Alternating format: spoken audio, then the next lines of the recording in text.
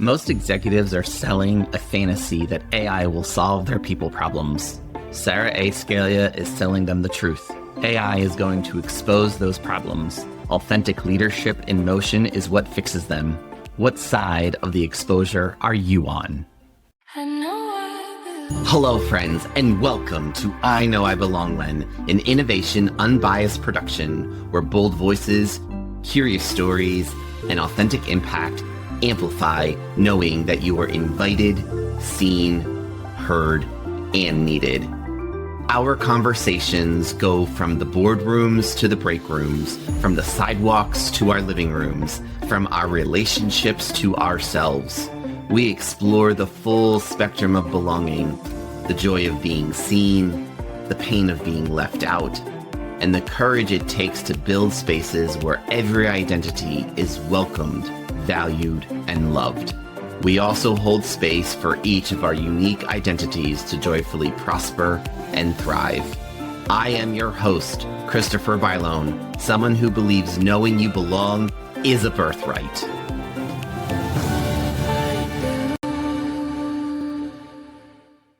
Most leadership consultants will tell you the future of work is about AI. Our guest today will tell you the future of work is about whether AI can do whatever she does, and the answer she's going to give is going to make some CEOs very uncomfortable. Meet Sarah A. Scala. Sarah is an award-winning diverse supplier, a global speaker, and a leadership consultant who has spent more than 2 decades doing what most people only put on their LinkedIn, turning inclusion into measurable performance. Not aspirational performance, not vibes, measurable. Fortune 10 companies have hired her. Out and Equal and Lesbians Who Tech have put her on their stages. And the work she does right now sits at the exact intersection everyone in leadership is panicking about. Emotional intelligence, psychological safety, and how on earth a human leader keeps both alive in the age of AI. And here's what I love about that. Half of the consulting world right now is selling executives a fantasy that AI will solve their people problems. Sarah is in the other room telling executives that AI will expose their people problems, and then she is staying long enough to help them fix it. Now, here is where she is not just coaching CEOs. She is outside kayaking, cycling, Nordic skiing, season depending. She also reads more than 50 books a year, which means somewhere between her Tuesday client and her Saturday trail, she is absorbing more new ideas than most of us will see in a decade. The woman is literally in motion. So pour yourself something, pull up a chair, turn off the distraction for the next 30 minutes, and be in the moment. Sarah, welcome to I Know I Belong When. Christopher, thank you so much for having me. I'm very excited to be here today. Absolutely. Thank you so much. I mean, we have been collaborating and talking for so many years, and now it's just really exciting to be able to record one of our amazing conversations that we've had and hopefully viewed by millions of people. Awesome. Alrighty, Sarah. So let's get this conversation started. You have built a career on a sentence that most corporate America still does not believe. Inclusion is not a nice to have, it is a performance strategy. So let's start there. When did you stop treating inclusion like a values conversation and start treating it like a business one? And what changed in the room when you did? Yeah, great question, Christopher. With my clients, I measure outcomes, not intentions. I saw impacts by doing that because I'm able to talk with C-suite executives, HR leaders, learning and development professionals, operations folks, when I'm talking about both the people and the numbers. And so looking at impact and how these interventions, programs, coaching, speaking, teaching has an impact on retention, on speed, on decision, but also on quality. And over the past 8 to 10 years, Christopher, the conversation has shifted from my perspective from values to results. Values to results. How is this impacting our numbers, our bottom line, our product quality, our culture, our engagement scores, all of those things. Inclusion really drives who contributes and who stays in these companies and organizations, whether it's nonprofits or Fortune 50 companies. Exactly. I can remember, people would ask me when I was internal and now even external, what is your job? And my job is to help an organization increase their top and bottom line in the most diverse and inclusive way possible. And if I'm not contributing to the top and bottom line, then I don't have a reason to be there, right? I mean, you can say, unfortunately, we live in a capitalistic world, but we do. Money makes the world go round. And so if we're not helping our clients make more money, then we don't have a job. Yes, absolutely. If we're not business savvy and empathetic, that's the business and the people side, then I don't think we have a place in the business world today, but definitely not in the future. Right, exactly. It's our job to help leaders who are focused on the business and the money, help them understand about how their people are right at the heart of that, right? Because that is the biggest budget line we have is our employment. That's our people. So you have coached executives from Fortune 10 companies, spoken on stages from Out and Equal to Lesbians to Tech, and across 20 years in this work. What do leaders ask you now that they were not asking 5 years ago? And what was the shift? Yeah, I think before, Christopher, it was more awareness building.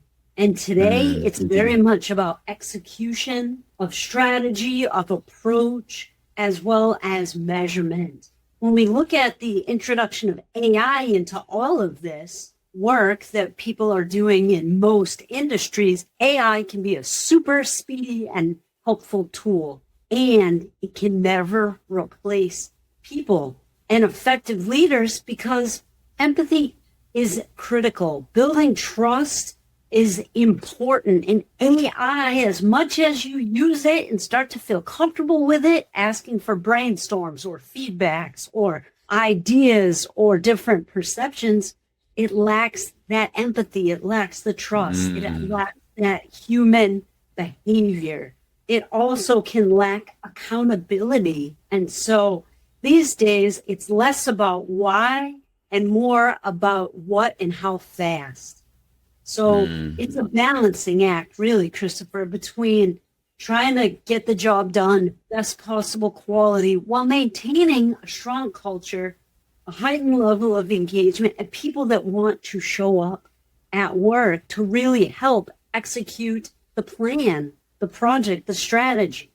Yeah, and I think even though it's about the more how fast, I think we also have to make sure that we're educating our leaders. Is the speed too fast?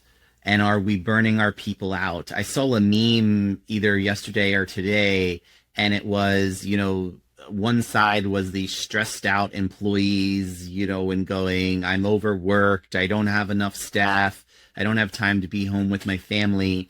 And then you have this guy he's leaned back, his feet are on the desk, and he's got this dashboard, and there's this little robot and saying, well, the numbers are great and performance is high, but then there's a disconnect, right? Because the leader is seeing these great numbers on the board, but the reality of the human beings on the other side of that are completely disengaged. They're overworked and they're not feeling the joy of coming to work anymore.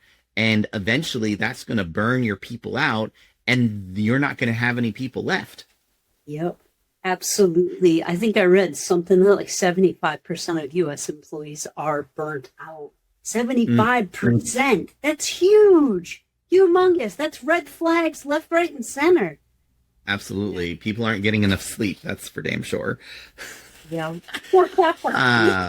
So most consultants pick a lane. You stand at the intersection of three of the hardest ones: inclusion, emotional intelligence, and AI. Why that crossroads and why now? Well, I feel like if we don't become skilled in the use of AI, regardless of any industry in the world, we're not going to be up to speed and we're not going to be able to compete. I'm not of the mindset yet that AI is going to wipe out all the jobs. I don't think so. But there's people that have skills in AI and people that don't. And people that don't or aren't developing those skills now, I fear that they will miss out. When we look at inclusion, emotional intelligence, and AI, looking at leaders like the CEO of Chase Bank, who said in all these business magazines, AI is great. It's going to transform the world. But when leaders don't have emotional intelligence, they will not be successful. They will be let go. And so looking at that important balance between being tech savvy and using some of these awesome AI tools while still being human, having empathy, being real, and being able to lead others, I think is really critical. The inclusion layer falls on top of all of this, Christopher, because in the US today, it's still an area of improvement as far as my perspective on things. I don't think we can ever have perfect inclusion. It's like communication. You can be an excellent communicator, Christopher, but if you're not always working to up your game, that competence or that skill will decline. It's the same thing with inclusion for individuals, for leaders, and for organizations and nonprofits. The importance today, especially for people to feel like they belong. They're part of the team. It feels psychologically safe to work with this leader or to be part of this group. And that has huge impacts, and it impacts the bottom line significantly. As you've said, the bottom line, the most expensive item on a business report is their employees typically. And so having a lower retention or a high turnover has a huge slash to the bottom line of the business. And so by trying to balance the emotional intelligence, the AI with the upskilling, as well as helping people feel included, have been really important topics that my clients are asking for, all three. And so to keep running my company, which this year I believe turns 15, I have to make sure, thank you. But I have to make sure I'm on top of all of those areas. Yep. So my clients are getting those solutions that they're specifically requesting. That's excellent. And, it's the moment we are living in at the moment. And so it's not going away. And we have to make sure that we are advising our leaders on what to do to make sure that they stay connected to the human side of the artificial intelligence, because the intelligence comes from us. Yep. Right? So there's a human behind this machine. So we still have to remember that there's humans in all of this. So we could talk about AI forever. However, I do want to move to the section that we call We Say Names, because names are important. Extremely important. So where does it come from? What does it carry? What do you want listeners to know before they say it out loud? Great question. So Sarah A. Scala is the name of my firm. We've been in business, as mentioned, for 15 years. We are a certified women-owned small business and a certified LGBT business enterprise. And I share those credentials with pride. When I started my company, I just thought, what else would I call it? It's just my company. I own it. And so that was important to put my name on it, especially with the middle initial, because there may be other people named Sarah Scala in the world or in the country. And that's a good differentiator. One other thing to share is that my dad runs his own company. My uncle runs his own company. They're painters and carpenters, and their businesses are their names as well. Gary Scala Carpentry, Billy Scala Painting. And so historically in my family, people that are running small businesses have all done that as well. That's awesome. Names matter. Names matter because people matter. Yes. So that is why. Plus, when I started my company, I was in my early 30s. I didn't know how long I'd be running a company or if it would just be something I would do for a few years before going internal. And so I didn't want to become a corporation. I didn't want to hire employees. I just wanted to run the show by myself. And as needed, I certainly can contract out, but it's under my business name. So that's why it matters. Awesome. Well, thank you for sharing that. Continuing the family legacy is also really, really important and means a lot. So I understand that growing up on a family farm, I know what that means. I am also a fellow LGBTQ business enterprise, which is really exciting. We got that designation a short time ago.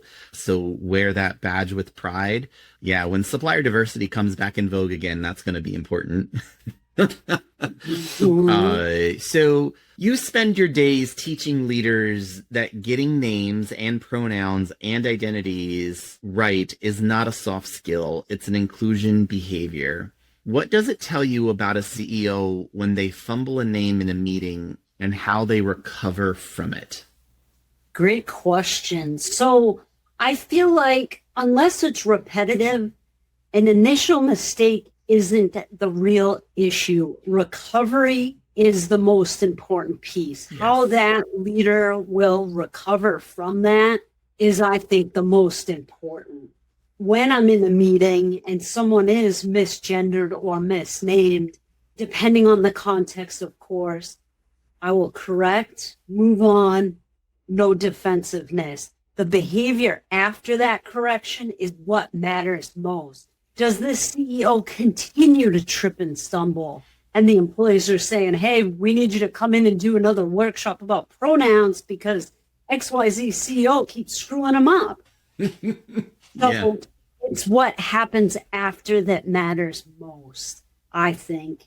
My pronouns are she, her. Whenever I'm typically at a public speaking event, whether it's huge global events like Out and Equal or, smaller nonprofit events, I will always introduce myself in my pronoun because it's important to me. But what's most important, Christopher, is that everyone in that room knows I am safe to be themselves around. Exactly. So I just think, behavior after that, the misstep or the mistake matters the most. Absolutely. Absolutely. Because we're all going to make mistakes. We're not perfect. And so it's how we recover from it and how do we learn from it? And then how do we make sure that mistake never happens again? Absolutely. Okay, so AI is now writing emails, summarizing meetings, generating personalized greetings at scale. What does it mean for belonging when the machine knows how to spell your name perfectly, though the person behind it has never bothered to learn? Well, interesting question, because accuracy doesn't always equal care. And tech can't replace the effort, right? At the end of the day, belonging requires intention. So yes, the AI can draft the email, but I feel like if we don't have a glimpse at it and put our personal tone on it, then it's not going to be authentic. It's not going to be effective, and it's probably not going to be well received at all. So I feel like AI is great. I'll draft an email and then I'll ask AI, hey, I want this to sound this way. Any suggestions? And it will give me suggestions, but as a human being, it is my final stamp of approval that goes on everything that comes out of my company. I can't just have the AI doing everything for me because it's not 100% me. It doesn't sound and act exactly like me.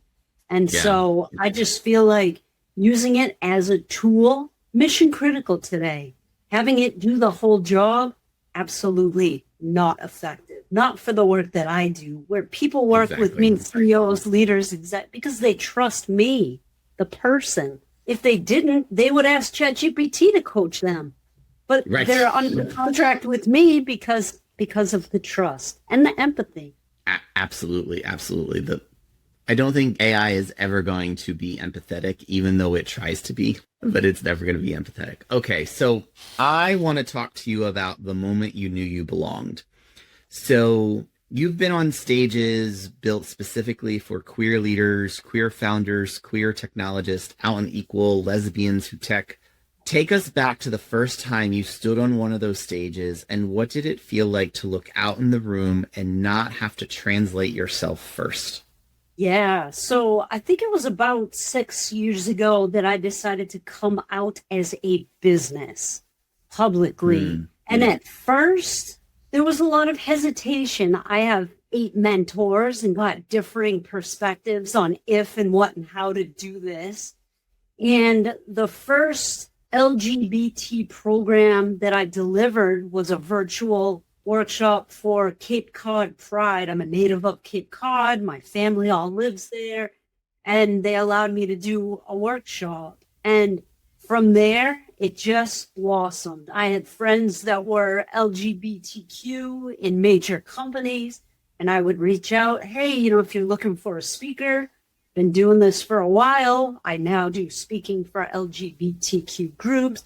And within that first year of being out as an LGBT business, Christopher, I was on the stage virtual due to pandemic of Out and Equal, which is one of the largest LGBT professional associations. So it went from a very small nonprofit pride group to sending some emails. I started blogging about it. I started videoing some of my speaking gigs, which is on my YouTube channel. I have over 100 short video clips on that, to being on what I consider the big stage with Out and Equal. And so I didn't feel like I had to translate myself, because those were the populations that I was delivering the work to.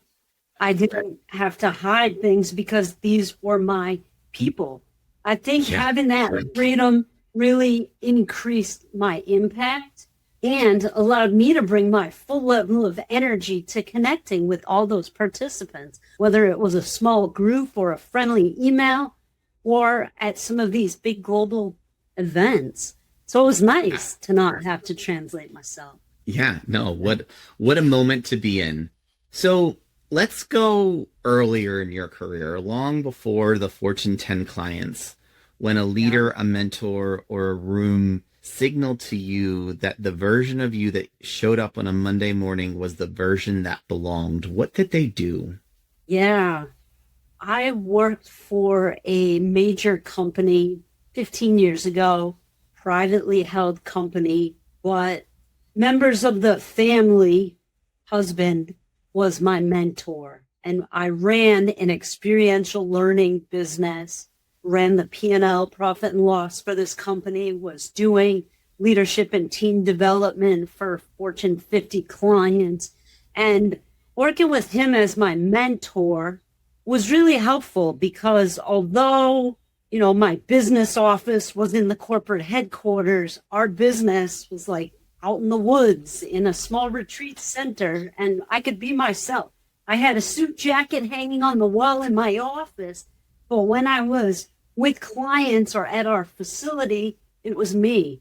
I was, wearing outdoor apparel and doing rock climbing and ropes courses, and it's had a lot of support and reinforcement for the work that I was doing as a mid-20-year-old running this company. And so, he always just made me feel like this was my place, I belonged, and it was a really fun partnership. And we're still in touch on Facebook today.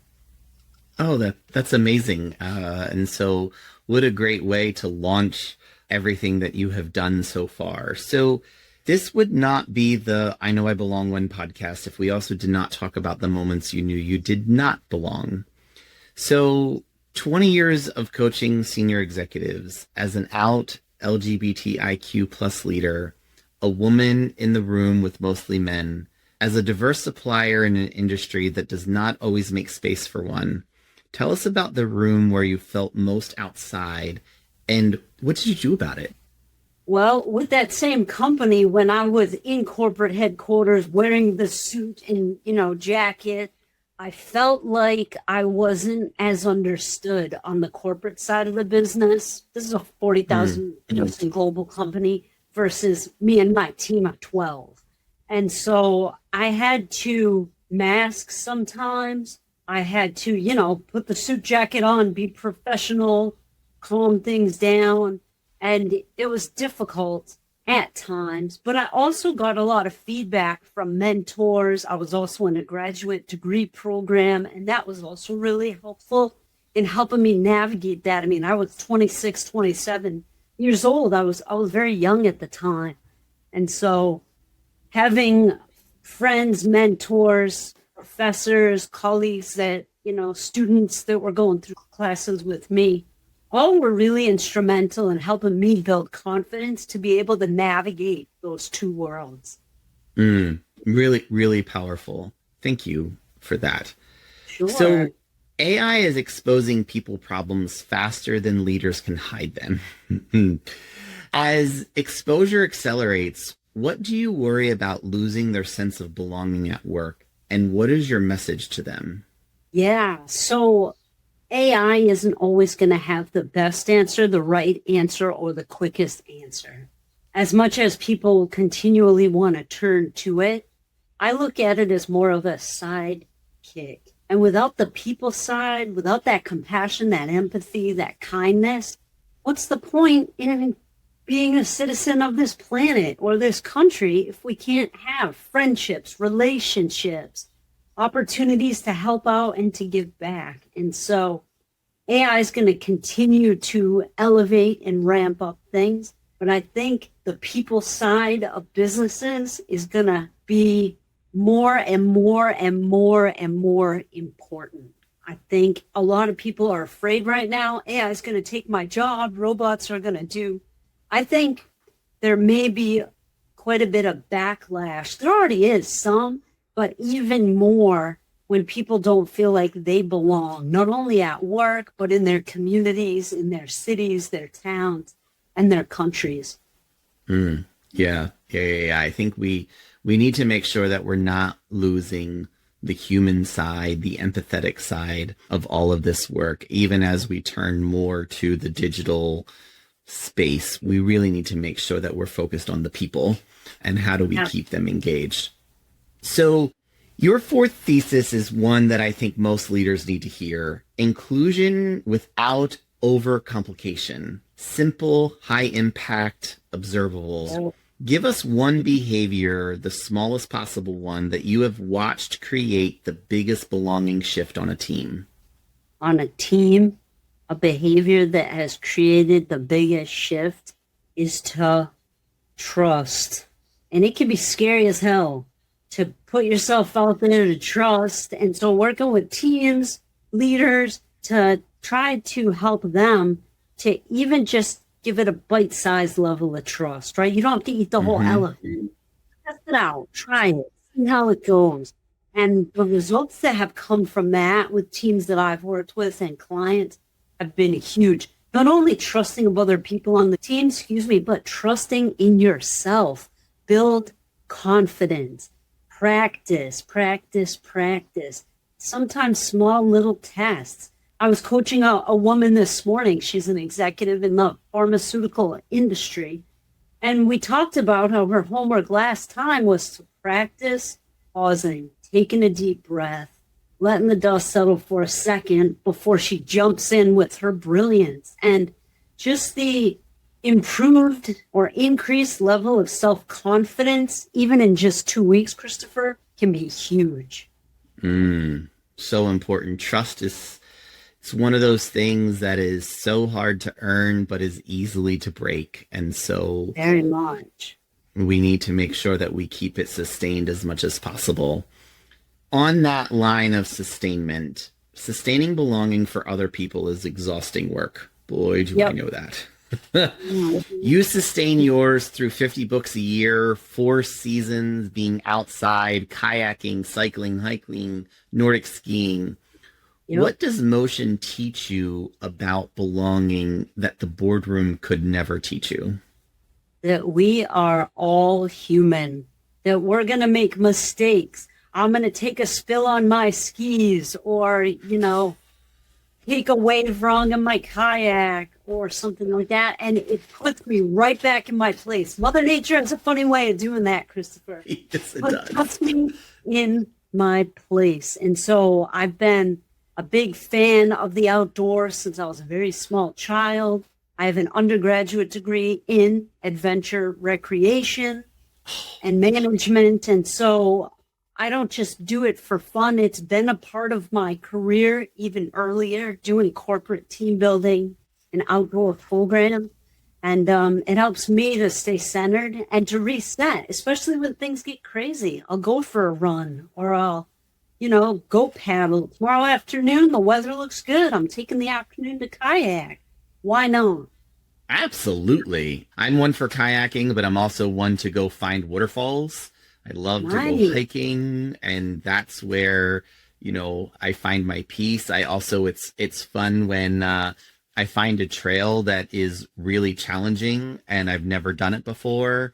And it pushes me to my boundaries and sometimes beyond, which is really excellent and just helps you recenter yourself and understand that you are still human, but you can still achieve your goal. Okay, so now I have a fun question for you before we really close out the show. You read more than 50 books a year. You spend the rest of your time outside in motion.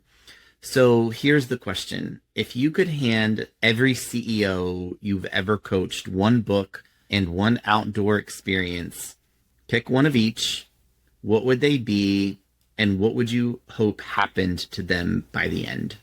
So I would take them kayaking as long as they knew how to swim and were comfortable being on the water and wearing a life jacket, because I taught kayaking for a decade in my communities, and water safety is extremely important. One type of coaching that I have provided to numerous executives is one-on-one executive coaching while kayaking. So I'm not teaching them how to kayak, but we're coaching well on the water. So that's an absolute blast. Yep. So that's an absolute blast. As far as a book, one that I read most recently is called It Lit a Fire, and it's by my friend Tom Borden. Tom Borden has his doctorate in education. He's also a member of our LGBT community, and I really appreciated his book. He asked me to proofread it before it went to be published. Well, one thing that Tom says in the book, change starts the moment something matters enough to move you. So when it matters, behavior typically follows. But I just thought it was a fun read. It Lit a Fire by Dr. Tom Borden. And it's already like a not New York Times, but Amazon bestseller. It may be New York Times as well. It's just a great book. Oh, that's and it's awesome. A new release. So, yeah, I've enjoyed it. Well, another book to add to my repertoire, so I'm excited. Yeah. Yep. We need to light some fires under some folks these days. So. Absolutely. Okay, Sarah, so you know how we close the show. You spend your days helping leaders build trust, the safety, the inclusion that lets others be able to finish the sentence. However, this is not their moment. It is yours. Please finish the sentence. I know I belong when my voice changes outcomes. Oh, I like that. When my voice changes outcomes. Why?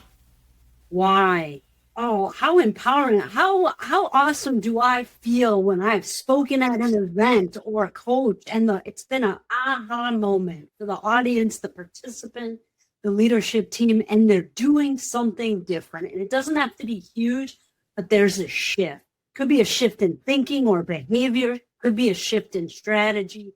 But when my voice changes outcomes, that's the end game as far as I'm concerned. You won the lottery. Won the lottery, absolutely. Sarah, thank you so much for this conversation. I really do appreciate you being on the show. And maybe the next time we do this conversation, we'll be in a kayak. I sure hope so. I sure would love that. This has been a great reminder that belonging is not a destination. It is a practice, and it starts with listening. Friends, if this episode challenged you to move outside your comfort zone, please follow our show and give us that 5-star review you want to give, and add a comment about what you will do to champion a culture of belonging. These actions will help to amplify the message to others so they too can find their own moment of belonging. Whether it is navigating the complexities of workplace culture, finding acceptance in a new school, building trust in a local community, or forging identities within our own families, these stories reflect the raw, honest, and unfiltered journeys each of us take every day. And we want to hear from you. Finish the sentence, "I know I belong when," and send us a voice note. Your story could open a future episode. Thank you for listening.